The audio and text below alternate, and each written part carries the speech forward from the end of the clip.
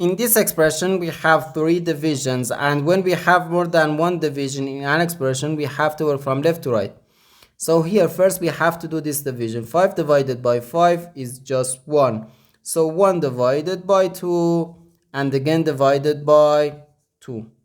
Now we have to do this division. 1 divided by 2 can be written as 1 over 2. Then divided by 2. Now, according to the KCF rule, K stands for keep, C stands for change, and F stands for flip. We can write keep the first fraction, change division to multiplication, and flip the second fraction. So 1 over 2 then times 1 over 2, which equals 1 over 2 times 2, which equals 4. So 1 over 4, or 0.25. And this is our final answer to this problem.